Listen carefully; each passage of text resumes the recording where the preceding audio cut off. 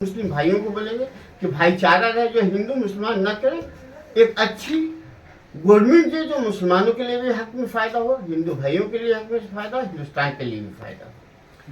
हम अपने कौम को एक छोटा सा मिसरा है इस प्रेस कॉन्फ्रेंस से चलो अब रेत निचोड़ने, नहीं समुंदर से एक बूंद मिलने वाला, अपनी हिफाजत। सेंट्रल गवर्नमेंट के जरिया वक़्फ़ अमेंडमेंट बिल को लेकर मुस्लिम तंजीमें और मुस्लिम जमातें मुकम्मल तौर से बेदारी का सबूत पेश कर चुकी है। यही वजह है कि तकरीबन 6 करोड़ से ज़ायद ईमेल भेजे गए हैं। 2014 में जब से बीजेपी की सरकार मरकज़ में बनी है और नरेंद्र मोदी प्राइम मिनिस्टर बने हैं, तब से मुसलमानों को परेशान करने के लिए हर तरह का प्लानिंग किया जा रहा है। दरअसल मुसलमानों को जितना परेशान किया जाए उतना ही मेजॉरिटी कम्युनिटी का वोट मिलेगा, ये सोच असल में बीजेपी और नरेंद्र मोदी की है। दरअसल नरेंद्र मोदी और बीजेपी हमेशा हिंदू मुस्लिम के दरमियान तफरका डालने की कोशिश कर रहे हैं।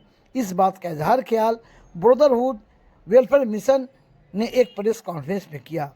इस प्रेस कॉन्फ्रेंस में वक़्फ़ अमेंडमेंट बिल की सख्त मुखालफत की गई।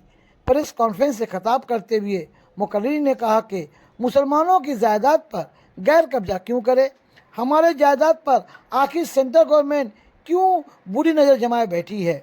इस प्रेस कॉन्फ्रेंस में ब्रदरहुड वेलफेयर मिशन के सदर ज़करिया खान और जनरल सेक्रेटरी आफाक अहमद ने खिताब किया।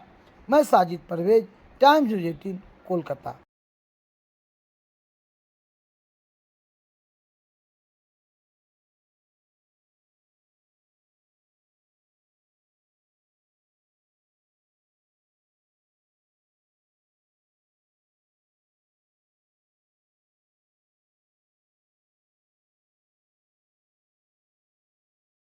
अगेंस्ट में जाएंगे या जो ये जेपीसी जो फैसला करेगी या उस पर अमल करें, क्या कैसा आपको क्या लग रहा है? देखिए, बोलते हैं ना कि चोर चोर मौसेरा भाई होता है, समझे ना। जितना भी, ये हम नहीं बोल रहे हैं कि वक्फ बोर्ड में बदअमानी नहीं है, करप्शन नहीं है, समझे ना। तो ये तो गवर्नमेंट ही करप्शन करवाता है। गवर्नमेंट के जो आदमी वहाँ बैठे हुए हैं, अहदेदार बैठे हुए हैं, वो करप्शन करते हैं। तो ये वो लूट का एक रास्ता था, ये दूसरा रास्ता डकैती का कर रहे हैं, समझ गए ना। तो हमको ऐसी कोई उम्मीद नहीं लग रही कि ये लोग जो कमेटी बनी है ये इस बिल को रोकने में कामयाब होंगे या क्या। देखिए, वक्त का इंतजार कीजिए, हम लोग वक्त का इंतजार कर रहे हैं, हम लोग अपना काम कर रहे हैं। वक्फ बोर्ड में जो सीईओ होते हैं उनका असल रोल क्या होता है? वक्फ बोर्ड में सीईओ हो, चेयरमैन हो, कुछ भी हो, उसकी हिफाजत, उसकी निगरानी का उसको पूरी जिम्मेदारी होती है और वो अपनी जिम्मेदारी जो निभाते हैं ना, तो उसमें गवर्नमेंट के अंडर में रह के काम करना पड़ता है उनको। और गवर्नमेंट के हिसाब से पैसा भाई सबको अच्छा लगता है, किसको खराब लगता है। ये लोग जो लूट मार मचाते हैं ये गवर्नमेंट तक को पैसा देते हैं, गवर्नमेंट इसमें मुलव्वस होती है। नहीं तो इन लोगों के खिलाफ में आदमी जो है रिपोर्ट करता है कि यहाँ पे गलत हो रहा है, यहाँ पे गलत हो रहा है, यहाँ पे गलत हो रहा है, तो उसको सही क्यों नहीं करते हैं? बहुत बड़ी बात है। मेंबर से लेकर के वहाँ एक चपरासी तक होता है ना, उस सब पैसा कमाने के लिए बैठा हुआ रहता है। देखिए, जिनका वक्फ बोर्ड से ताल्लुक नहीं है, जिनका वक्फ लैंड नहीं है, जो आम आदमी तो इसके बारे में कुछ जानते ही नहीं है कि वक्फ क्या है। आप उन ऐसे आम लोगों को क्या कहना चाहेंगे कि वक्फ क्या है? नहीं, उनको समझना चाहिए, जानकारी रखनी चाहिए उनको। हर आदमी का ये फर्ज है कि भैया वो हर बात की जानकारी रखे कि क्या सही है क्या गलत है, और उसके हिसाब से जो है वो प्रोटेस्ट करे, चाहे उसके हिसाब से वो बात करे। इस लूट को रोकने के लिए मुसलमानों को क्या करना चाहिए? मुसलमानों को जो मुसलमान तंजीम है, जो तंजीम है, जैसे जमीयत उलमा हिंद है और मुस्लिम पर्सनल जो है, इन लोगों के निगरानी में देनी चाहिए। ठीक है, गवर्नमेंट का आदमी है, ठीक है, लेकिन इन लोगों की निगरानी होनी चाहिए कि भैया आप यहाँ खुर्द-बुर्द तो नहीं कर रहे हैं, आप गलत काम तो नहीं कर रहे हैं। इसके ऊपर एक कमेटी होनी चाहिए जो मुस्लिम कमेटी हो।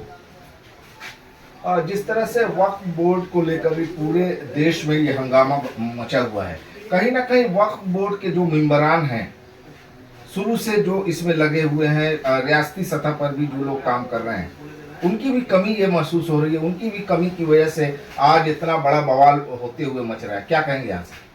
देखिए,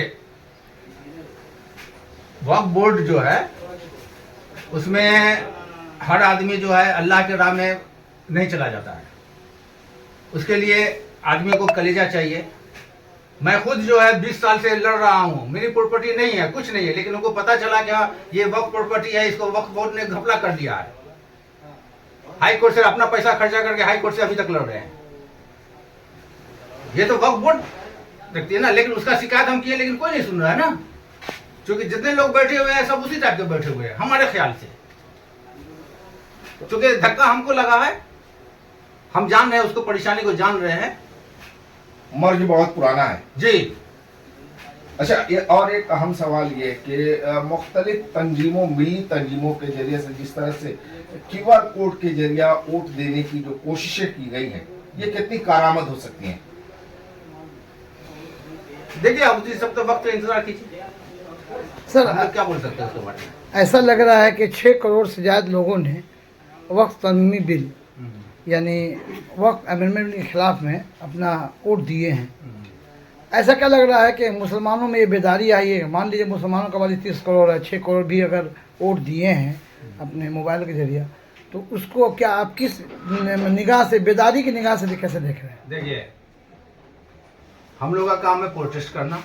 जो गलत काम होगा तो प्रोटेस्ट करेंगे। इससे पहले भी आपको जो है कानून लाया गया CA, उसका प्रोटेस्ट हम लोगों ने किया। उसके बाद 3 तलाक का मामला हुआ, प्रोटेस्ट किया।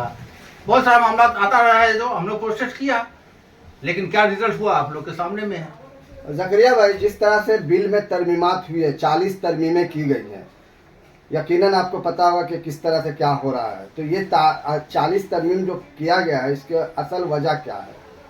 देखिए, इसमें तो वो तो तरमीम पे तो हम लोग मानेंगे नहीं कि उसमें कहा गया है, जो सुनने में आया है कुछ की 40% या 8 आदमी मुस्लिम रहेंगे, 12 आदमी गैर मुस्लिम रहेंगे, गैर हमारे भाई रहेंगे। तो ये मुसलमानों की प्रॉपर्टी है। हम लोग जैसे उनके ट्रस्ट में या मंदिर की प्रॉपर्टी हम लोग नहीं जाते हैं, वैसे हमारी प्रॉपर्टी में उन लोग भी नहीं आए, क्योंकि बहुत से जो ये है वक्फुल्लाह है या फिर वक्फ औलाद है। हुजूर ने कहा था तो अपनी ज़मीन को ऐसे वक्फ करो जिसको कोई ले ना सके। तो पहला वक्फ हज़रत उमर फारूक ने दिया था, वो आज तक देखिए चल रहा है, उसके वक्त से चल रहा है। लेकिन इसमें कितनी मस्जिदें आती हैं, कितनी वक्त में हमारे कब्रस्ताने आते हैं। अगर बाहर का कोई DM या SP या कोई दूरबीन का आदमी से बैठ जाता है, अगर वो बोल दे कि आज नमाज नहीं होगा, अगर वो वक्त की प्रॉपर्टी है तो नमाज नहीं हो पाएगी। और या अगर वो वही बोल दे आपस नहीं करने के लिए कि आज ये कब्रस्तान जो है वक्त की है, वो बेची है, हम 8% और 10% है, तो उनकी भी जीत होगी। वो बोलेंगे कि नहीं, आज बत्ती नहीं दी जाएगी, तो फिर वहाँ मट्टी भी नहीं दे पाइएगा अपनी जगह पर। इसलिए हम इसके खिलाफ है। वहाँ जो भी हो, ये आपस की जंजीर से हम लोग आपस में लड़ लें, लेकिन वक्त में जो भी मेम्बरान हो वो मुसलमान होने चाहिए। 2014 के बाद बीजेपी सिर्फ और सिर्फ ये अल्लाह की तरफ से लाया हुआ आफत नहीं है।